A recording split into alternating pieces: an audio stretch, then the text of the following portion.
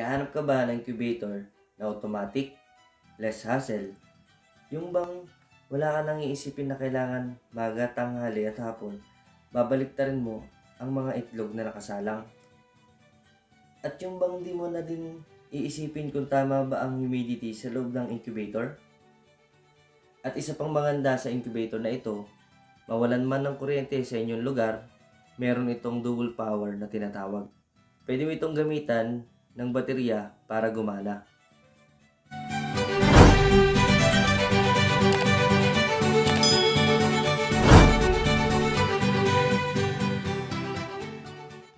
Guys, yung ating automatic incubator. Tapos ito yung mga kasama niya. So, hatcher. Yan pa magpapapisa na. Meron tayo dito yung pinaka power supply niya, cord. At meron tayong pan-double. Pwede natin siyang isaksak sa battery.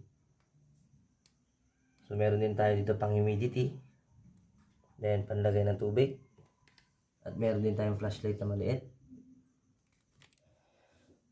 So, ngayon guys, tuturo ko sa inyo kung paano mag-setup ng ganitong incubator. So, ngayon guys, tuturo ko sa inyo kung ano yung mga gamit ng ating panel dito. Kung ano-ano yung mga nakalagay dito sa ating panel. Okay, unahin na natin to LED.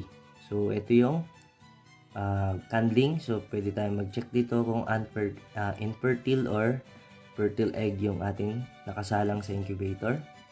And ito naman, unahin na natin itong parang apoy na to. Indicator to na nag-iinit siya sa loob. Dahil pa namatay ito, ibig sabihin nun, nag-stop na yung pag-init niya sa loob. Then ito naman, ito yung indicator na nagte-turn na yung ating turner sa loob.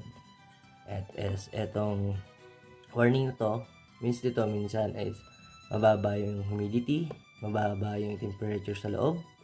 Then ito naman light na to, pag pinindot natin to, iilaw yung ating LED light. So yun guys, testing na natin siya kung gumagana. So ngayon ko lang to gagamitin.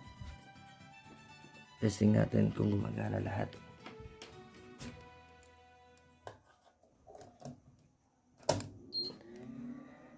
Ayun guys, so gumana naman.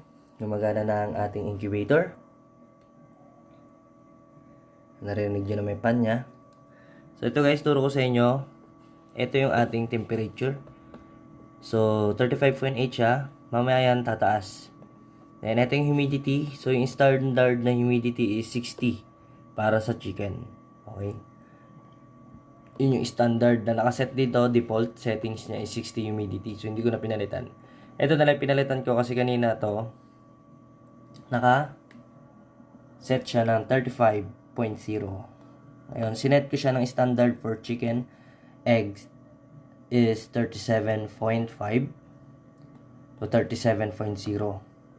So, paano ba sila iset?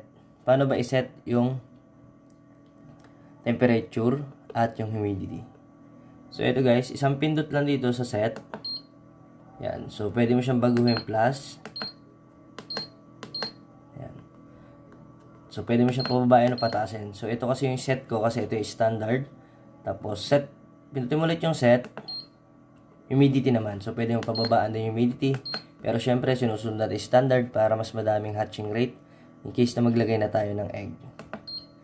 Yan. So, yun yung ating panel dito sa ating incubator. Tapos, ito naman yung saksakan ng ating pang battery. So, pang dual power. So, tanong, paano ba sineset yung ating roller? Kung anong kailan siya iikot at ilang seconds siya umiikot. So, ganito lang kadali yun. I-set yung ating roller. So, long press natin tong set. So, lalabas yung F1. So, naka 2 minutes lang siya. So, standard nito is 120 minutes. Okay? 120 minutes. So, check natin mamaya kung umiikot yung roller natin after 2 minutes. So, sa F2, ito yung seconds ng pag-ikot. So, tatagalan natin. Gawin natin 20 yung pag-ikot, guys. Okay? Para makita natin na mas matagal yung umiikot yung itlog. So, maglalagay ako ng itlog sa loob para ma-check natin kung umiikot. So, ito yung maximum temperature sa F3, 37.7. Ito naman yung pinakamababa na humidity, 52 sa F4. Yan. So, yan. So, ito yung temperature at humidity. So, kaya 52 pa lang itong humidity natin. Walang kargang tubig yung incubator natin. Yan. So, check na natin ngayon kung umiikot ba yung roller natin. So, guys, meron akong itlog ng native ngayon dito. So, tetesting natin siya kung umiikot. So, kaya nilagyan ko siya ng X mark para makita natin kung umiikot ba talaga siya. So, ilalagay natin siya dito sa pinakagilid. So, yun guys, nailagay na natin siya sa loob. So, wait na lang natin yung 2 minutes para umikot siya. So, 20 seconds yung sinet ko na tagal ng pag-ikot ng ating roller. So, yan yung X mark para makita natin na umiikot ba talaga siya. So, yun guys.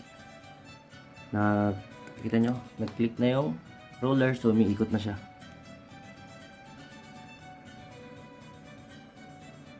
Kita nyo guys. So, yung X mark pupunta na sa taas. Ayan. So, minto na ulit yung ating roller. So, yung X mark, kita nyo, nagpunta na sa taas compare doon sa kanina. So, hintay tayo ulit ng 2 minutes para iikot ulit yung ating roller. So, yun guys, iikot na naman na ating roller.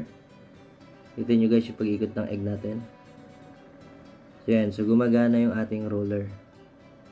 So, sinet ko siya ng 20 seconds na pag-ikot. And guys, so, kita nyo, wala na X mark. Umikot na yung egg natin. So, napakaganda. So, less hassle. So, yun guys, na-set up naman na natin ang ating incubator. So, sana yung video na to is nakatulong po sa inyo and sana may set up nyo ng maayos ang inyong incubator. So, hanggang dito na lang po ang aking video. So, kung bago ka lang po sa aking channel, don't forget to subscribe and hit the notification bell para updated ka sa mga bago pang video i-upload. So, thank you guys. Peace.